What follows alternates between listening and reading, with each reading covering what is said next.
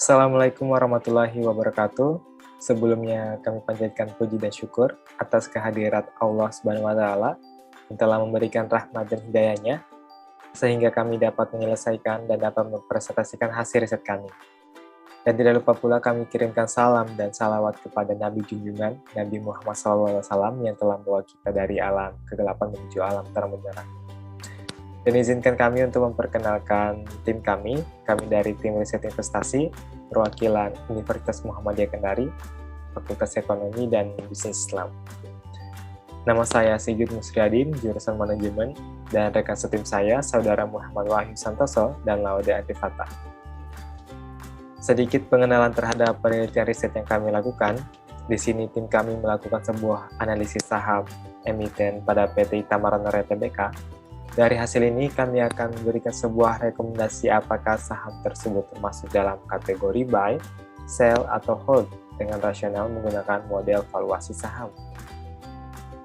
Pada slide pertama merupakan hasil riset kami yang menunjukkan bahwa saham emiten untuk perusahaan PT Itamar Honorea Tbk, kami sarankan untuk sell karena value per share untuk perusahaan PT Itamar Honorea sebesar Rp813 pada tahun ke depannya, dibanding dengan harga value per share pada tanggal 23 Juli 2021. Hal ini kami menggunakan metode free cash flow to equity. Dari hasil perhitungan dengan metode tersebut, perusahaan mengalami penurunan sebesar 56,7% untuk value per share pada PT Itamar Honorea.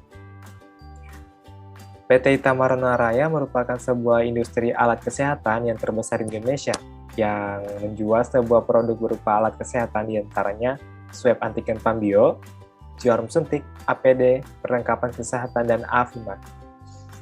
Untuk PT Itamar Honorea sendiri memiliki jenis industri dan subindustri, yaitu sebagai penyedia dan distribusi perlengkapan alat kesehatan, dan jumlah karyawan tetap yang dimiliki oleh perusahaan sebanyak 35 orang.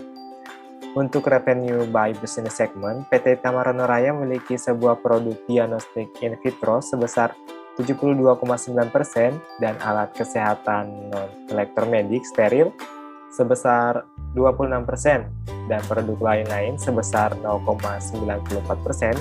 Di sini bisa kita lihat bahwa PT Itamar Honorea mendapatkan pasokan produk dari kerjasama beberapa perusahaan terbesar yakni One Jack Auto Disable Syringe, ADS, Pabo Diagnostic, Teruma BCT, dan Ortho Clinical Diagnostic.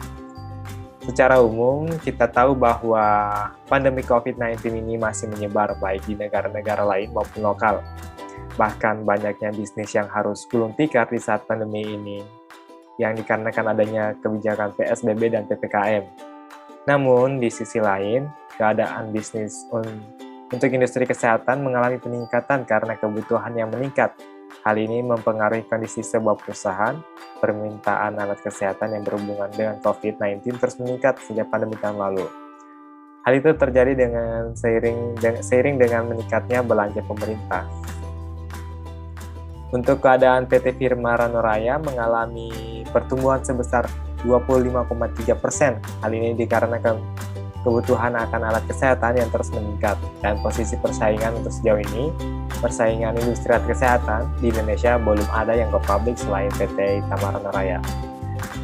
Dan untuk analisis keuangan PT Itamar Honorea, kami membuat sebuah tabel yang menunjukkan sebuah pertumbuhan keuangan PT Itamar Honorea yang terdiri dari revenue, profitabilitas, dan leverage. Selanjutnya, dan untuk valuasi saham PT Itamar Honorea menggunakan metode free cash flow to equity, yang dimana metode ini dikemukakan oleh Volkswagen. Selain itu, untuk menentukan nilai value equity dibutuhkan nilai berupa risk-free rate, beta, implied market return, dan cost of equity.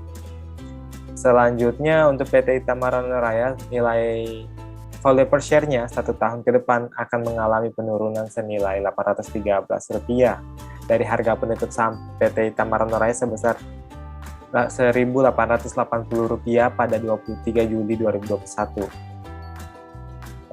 Pada PT Itamar Honorea memiliki risiko investasi yaitu risiko pasar, risiko kredit, risiko likuiditas, dan risiko profitabilitas. Dan untuk penelitian ini telah dilakukan secara daring dari tahap awal hingga akhir pembuatan video yang telah dibimbing oleh dosen pembimbing dan kerjasama tim riset untuk menyelesaikan penelitian ini. Itulah hasil pemaparan riset investasi pada perusahaan PT Itamara Noraya. Sebelumnya kami memohon saran maupun masukan terkait hasil penerapan riset kami, yang dimana kami masih memiliki keterbatasan informasi. Demikian kami ucapkan wabillahi taufiq wal hidayah. Wassalamualaikum warahmatullahi wabarakatuh.